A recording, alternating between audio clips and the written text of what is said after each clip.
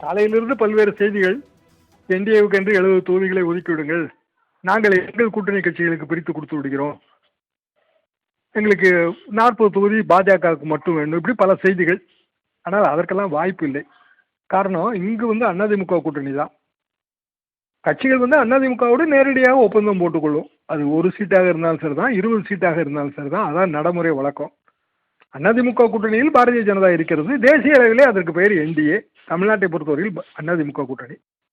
அப்படி என்றால் பாரதிய ஜனதாவுக்கு எத்தனை தொகுதிகள், அது அவர்கள் விருப்பத்தை பொறுத்தது.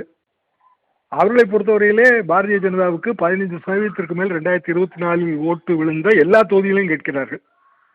மதுரை என்று எடுத்துக்கொண்டால் சில தொகுதிகளிலே அவர்களுக்கு 20-25% ஓட்டு விழுந்திருக்கிறது. அதாவது 2024 தேர்தலில் சட்டமன்ற தொகுதி வாரியாக பிரித்து பார்த்தால் அத்தனை தொகுதிகள் கொடுப்பதற்கு வழி இல்லை. காரணம், இங்கு சிட்டிங் எம்எல்ஏக்கள் இருக்கிறார்கள்.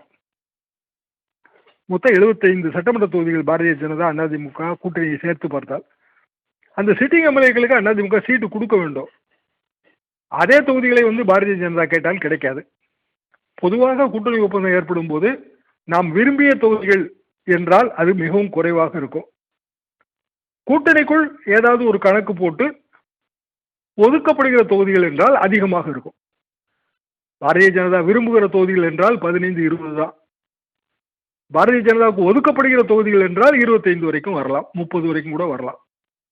ஆனால் பாரதிய ஜனதா இடங்களை வாங்கி அதை டிடிவிக்கு பிரித்து கொடுப்பது, ஓபிஎஸ்க்கு பிரித்து கொடுப்பது, அல்லது பிற கட்சிகளுக்கு பிரித்து கொடுப்பது, அது நடக்கவே நடக்காது. எடப்பாடி பழனிசாமி அவர்கள் ரொம்ப சீனியர் லீடர். பல்வேறு கூட்டணி பேச்சுவார்த்தைகளில் எல்லாம் அவர் ஜெயலலிதா காலத்தில் ஐவர் குழுவில் இருந்தார். எனவே அவர் ரொம்ப டஃப் பார்கெனர். ரொம்ப எளிதாக தொகுதிகளை விட்டு கொடுக்க மாட்டார். என் கணக்குப்படி அதிகபட்சமாக பாரதிய ஜனதாவுக்கு மட்டும் என்று பார்த்தால் 20 தொகுதிகளுக்கு சற்றேற குறையே கிடைக்கலாம். ஓரிரு தொகுதிகள் முன்பின்னாக இருக்கலாம். அவர்கள் நினைக்கிற மாதிரி 30-40க்கெல்லாம் வழியே கிடையாது. திரு தராசு ஷியாம், தற்பொழுது குருமூர்த்தியை சந்திப்பதற்காக ஓபிஎஸ் சென்றிருக்க அவருக்கு அழைப்பு விடுக்கப்படவில்லை என்ற சூழலில் குருமூர்த்தியை அவரை சந்திக்க இருக்கிறார். இந்த சந்திப்பு எப்படியாக இருக்கும்? ஓபிஎஸ்ஐ பொறுத்தவரையில் அவருக்கு அதிமுக இடம்பெறுகிற கூட்டணியில் வாய்ப்பு இல்லை. அதை அவர் திட்டவட்டமாக புரிந்து கொள்ள வேண்டும். இன்றைக்கு அவர் மத்தியானம் ஆதரவாளர்களை கூப்பிட்டு பேசுகிறார். அதற்கு முன்னதாக இறுதி முடிவு தெரிய வேண்டும் என்று எதிர்பார்க்கிறார். OPS rebel leader. Edappadi Palaniswami அவர்கள் தலைமையை எதிர்த்து பல வழக்குகளை நடத்துகிறார். எடப்பாடி பழனிசாமி அவர்களோடு பேச்சுவார்த்தை நடத்த வருகிற பியூஷ் கோயல் எப்படி ஓபிஎஸ்ஐ சந்திப்பார்? அரசியல் ரீதியாக இருவரும் பரம எதிரிகள். ஒரு பரம எதிரியை சந்தித்து விட்டு எப்படி கூட்டணி பேச்சுவார்த்தை நடத்த முடியும்? அதற்கு வாய்ப்பு இல்லை. ஓபிஎஸ் அவர்கள் கடைசி கட்ட முயற்சியாக செய்து பார்க்கிறார். அப்படி என்றால் ஓபிஎஸ் பிஜேபியில் இணைவதை பற்றி எடப்பாடி பழனிசாமிக்கு கவலை இருக்காது. பிஜேபியில் இணைந்து ஓபிஎஸ்க்கு ஒரு சீட் என்றால் அது பற்றி அவர் கவலைப்பட மாட்டார். ஆனால் அதிமுக இரட்டைலை சின்னத்திலே போட்டியிடுவதற்கு ஓபிஎஸ்க்கு அவர் தரவே மாட்டார். அந்த வாய்ப்பே கிடைக்காது. தனிச்சின்னத்திலே போட்டியிட்டால் ஓபிஎஸ்க்கு வாய்ப்பே கிடைக்காது. அப்படி என்றால் ஓபிஎஸ்க்கு இருக்கிற ஒரே வழி திமுகவோடு சேர்வது அல்லது விஜயோடு சேர்வது. இப்படியான வழிகள் தான். தனி கட்சி ஆரம்பித்து இன்றைய தேதிக்கு அதை அரசியல் களத்திலே பெரிதாக நிலை நிறுத்துவது என்பது குதிரை கொம்பு. ஓபிஎஸ் கடைசி கட்ட முயற்சியாக இதை ஏன் செய்து பார்க்கிறார் என்றால், அவரது ஆதரவாளர்கள் மத்தியில் பேசும்போது நான் எல்லா முயற்சிகளையும் எடுத்தேன், பாரதிய ஜனதா நம்ம ஏமாற்றி விட்டது, இப்படி பேசுவதற்கு அரசியல் ரீதியாக இது வசதிப்படும் என்பதால் தான் அவர் குருமூர்த்தி எல்லாம் போய் பார்க்கிறார். மற்றபடி குருமூர்த்தியை பார்ப்பதால் பாரதிய ஜனதாவின் தலைமை என்ன மாற்று முடிவு எடுக்கும் அல்லது அதிமுக என்ன மாற்று முடிவு எடுக்கும்? குருமூர்த்தி ஒரு டெல்லியிலே இருக்கிற, டெல்லியோடு செல்வாக்கிலே இருப்பவர், அவ்வளவுதானே. ஒரு பிரபல பத்திரிகையின் ஆசிரியர். அதை தாண்டி அரசியல் முடிவுகளை அசைத்து பார்க்கக்கூடிய அளவுக்கான வலிமை அவருக்கு கிடையாது.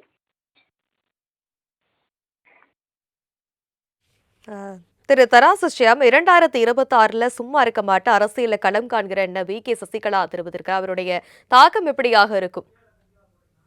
சசிகலாமா இன்றைக்கு கூட கிறிஸ்துமஸ் விழா கீழ்ப்பாக்கம் பகுதியிலே ஏதோ ஒரு சர்ச்சு கிறிஸ்தவ தேவாலயத்தில் அவர்களை பொறுத்தவரையில் தொடர்ந்து சலசலப்பு காட்டி வருகிறார்.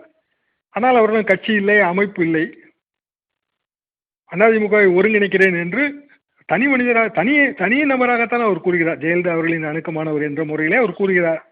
அது அவரது உரிமைதான். ஆனால் அதற்கடுத்த வாய்ப்பு இல்லையே. அவரை சேர்ந்திருந்தவர்கள் எல்லோருமே கிட்டத்தட்ட விலகிவிட்டார்கள்.